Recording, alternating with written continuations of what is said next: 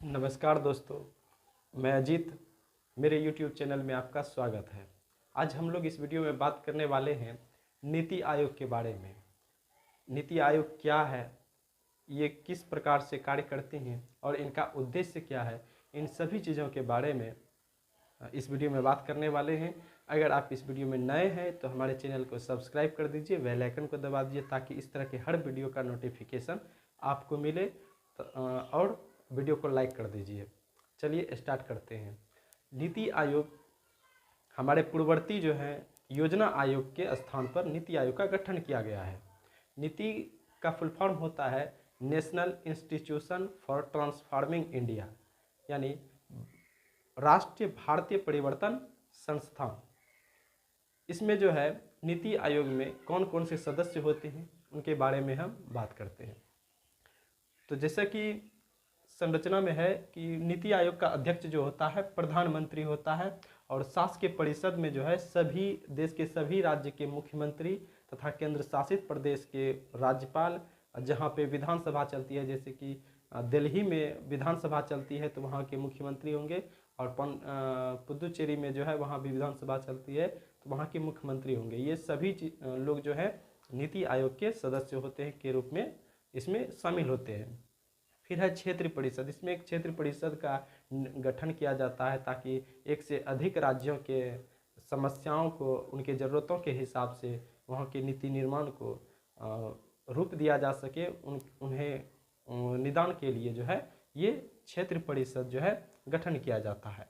फिर है विशेष आमंत्रित, यानी कि इसमें जो है जैसे विश्वविद्यालय में कोई अध्यापक हैं, वहाँ के कुलपति हैं, या कोई शोध कार्य कर रहे हैं या एक्सपर्ट हैं, तो उनको भी नीति आयोग में एक जगह मिलती है उनसे राय लेने के लिए। फिर है इसमें पूर्णकालिक सदस्य कौन कौन होते हैं, तो इसका एक उपाध्यक्ष होता है जो प्रधानमंत्री के द्वारा नियुक्त किए जाते हैं, और सदस्य होते हैं केंद्रीय मंत्रिमंडल स्तर के। इसमें मंत्री जो हैं सदस्य के रूप में कार्य करते हैं, और अंशकालिक सदस्य के रूप में एक्सपर्ट जो होते हैं, जो अपने क्षेत्र में विशेष ज्ञान रखते हैं, विशेष जानकारी रखते हैं, उन्हें भी इसमें शामिल किया जाता है। और पादन सदस्य, यानी कि इसमें जो है केंद्रीय मंत्रिमंडल के सदस्य भी जो मंत्री जो होते हैं इसमें पादन सदस्य के रूप में कार्य करते हैं।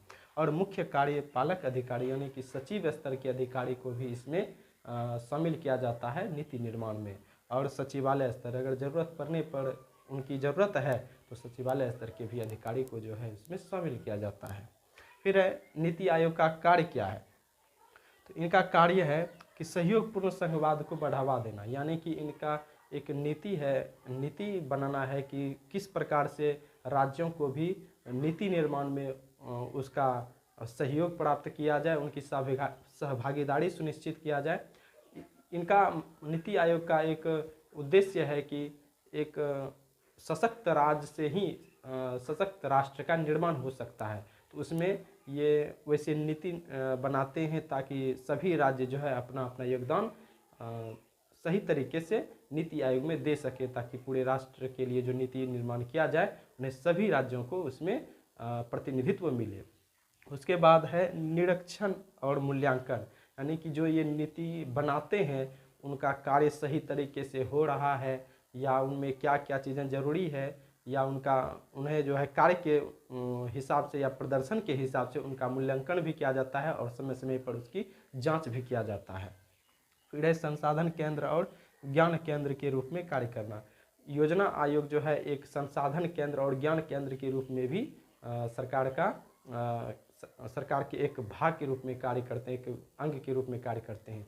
वे जो हैं किसी भी नीति के लिए क्या ज़रूरी चीज़ें हैं, कहाँ से कोई चीज़ लाया जाएगा, उसमें क्या क्या चीज़ें आवश्यक है, ये सभी चीज़ें जो है राज्य को, केंद्र को ये मुहैया कराते हैं, ये उपलब्ध कराते हैं, और उनके बारे में जानकारी देते हैं राज्य को भी और केंद्र को भी। एक समग्र विकास के लिए किस प्रकार से किस चीज़ को इस्तेमाल किया जाए, किस चीज़ को प्राथमिकता दिया जाए देश के विकास के लिए, ये सभी चीज़ें जो है नीति आयोग के द्वारा सरकार को उपलब्ध कराया जाता है।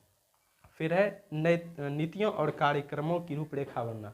किसी भी नीति को बनाना, किस प्रकार से कार्य करेगा, कौन कौन लोग इसमें शामिल होगा, ये सभी रूपरेखा जो है नीति आयोग बनाते हैं और ये सरकार के जो है थिंक टैंक के रूप में एक कार्य करते हैं। फिर आगे हम बात करते हैं कि इसका जो है उद्देश्य क्या है।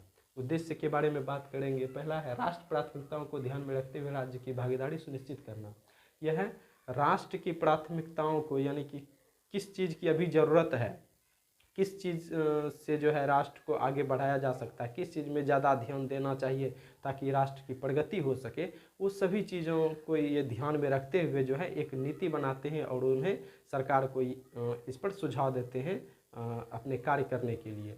उसके बाद जो है सशक्त राज्य से सशक्त राष्ट्र को बढ़ावा देना। जैसे कि बात किए थे हम कि इनका उद्देश्य है कि एक सशक्त राज्य ही जो है एक मजबूत राष्ट्र और सशक्त राष्ट्र का निर्माण कर सकता है।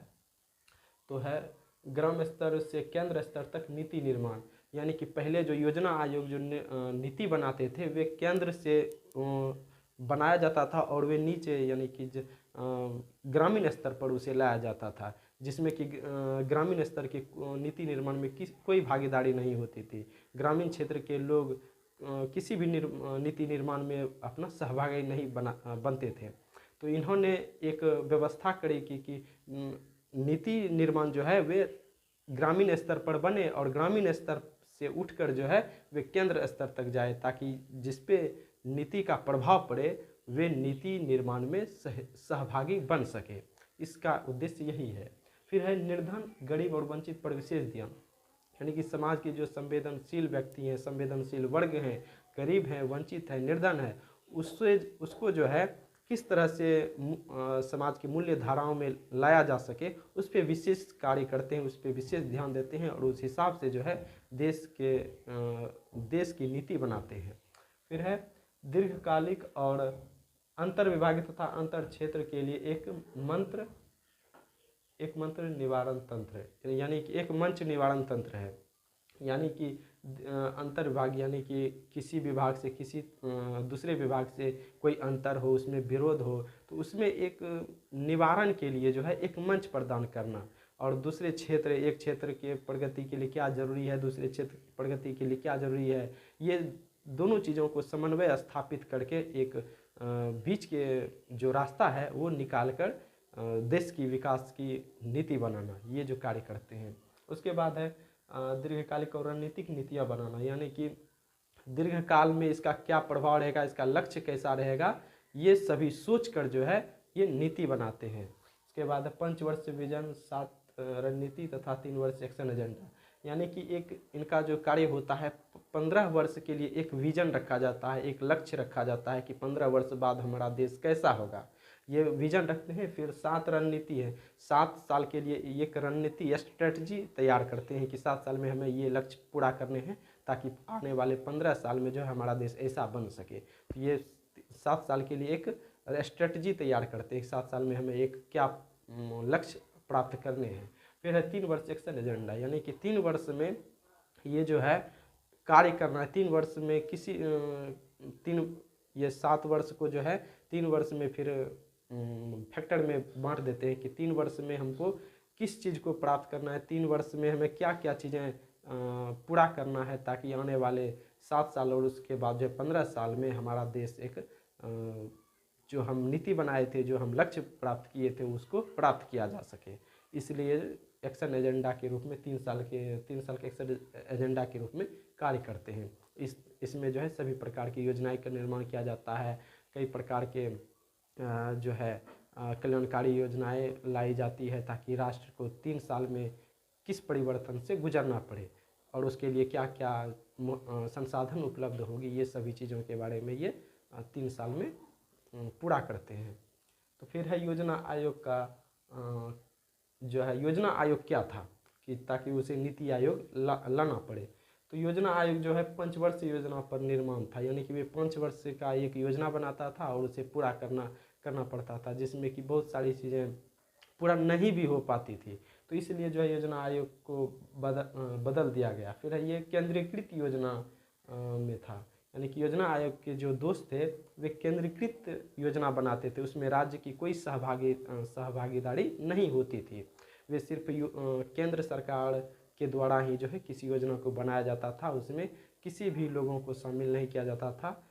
इस प्रकार से उसे बदलना पड़ा। फिर राज्य को पूंजी यानी कि उसमें नीति निर्माण में उसको सहभागी नहीं बनाकर उसे सिर्फ पूंजी उपलब्ध करा दिया जाता था, ताकि अपने राज्य जो है अपने विकास कार्यों को आगे बढ़ा सके। फिर है विशेषज्ञ रहित। इसमें विशेषज्ञों की सहमति नहीं ली जाती थी। उसमें नीति बनाने में विशेषज्ञ एक्सपर्ट वैज्ञानिकों को शामिल नहीं किया जाता था, जो कि आज के योजना आयोग में जो है इसमें सभी राज्यों को भी भागीदारी मिलती है, और जो एक्सपर्ट आदमी है जिस क्षेत्र में वे ज़्यादा जानकारी रखते हैं उन्हें भी नीति निर्माण में उसका जो है उससे शामिल किया जाता है, जो कि योजना आयोग में ये उपलब्ध नहीं था। इसलिए जो है योजना आयोग के जगह पर जो है वे नीति आयोग का गठन करना पड़ा। फिर है 13 अगस्त को जो है नीति आयोग के गठन का घोषणा की गई, यानी कि 13 अगस्त 2013 को नीति आयोग गठन किया जाएगा, ये घोषणा किया गया पीएम मोदी यानी कि नरेंद्र मोदी द्वारा। फिर है 1 जनवरी 2015 को योजना आयोग के उत्तराधिकारी के रूप में नीति आयोग का प्रतिस्थापन या स्थापन या गठन किया गया। 1 जनवरी 2015 को नीति आयोग का गठन किया गया, और नीति आयोग किस प्रकार से कार्य करते हैं ये हम लोग भी जान चुके हैं। इसमें कौन कौन से लोग शामिल होते हैं ये सभी जानकारी जो है इसमें मिल गया। तो धन्यवाद, आप लोगों ने कीमती समय देकर इस वीडियो को देखा।